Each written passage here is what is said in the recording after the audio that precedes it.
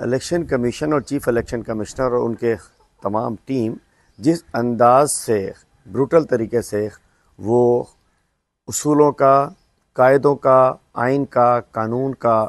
قتل عام کر رہے ہیں، اصولوں کا قتل عام، اس کے اوپر میں سمجھ سکتا ہوں کہ اب بہت ہو گئی ہے۔ جس انداز سے ہماری ریزرو سیٹس کے اوپر ڈاکہ ڈالا گیا، ہماری ریزرو سیٹس جو کہ ایس آئی سی کے ذریعے ہم نے جمع کرائی تھیں، اس پہ ڈاکہ ڈالا گیا،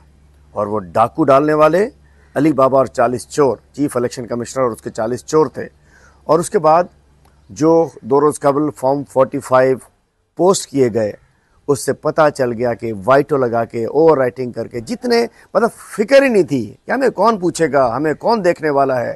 اور جس انداز سے فارم 45 نے انہیں بے نقاب کیا، پوری دنیا میں بدنامی ہوئی، پتہ چل گیا کہ ہمارا مینڈیٹ کس طریقے سے چھینا گیا، ڈاکہ ڈالا گیا۔ اس کے خلاف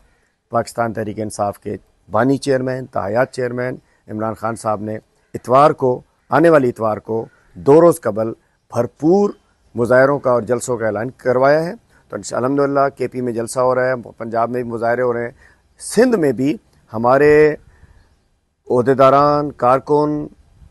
وہ تمام ووٹرز جن کے ووٹ پہ ڈاکہ ڈالا گیا، ہم ایک پرامن آئین اور قانون کے تحت حاصل شدہ حق کے تحت اتوار کے دن سندھ میں تمام شہروں کے اندر، کراچی، حیدرآباد، سکھر سمیت تمام سندھ کے شہروں میں ہمارے تمام عہدیداران، کارکن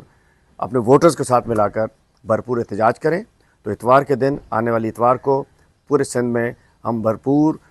آئین اور قانون کے تحت پرامن مظاہرے کریں گے، اور مجھے امید ہے کہ بلاول زرداری کی سندھ حکومت اس میں رکاوٹ نہیں ڈالے گی، چونکہ بڑے چیمپئن بنتے ہیں ڈیموکریسی کے، یہ ہمارا جمہوری حق بھی ہے، آئینی حق بھی ہے۔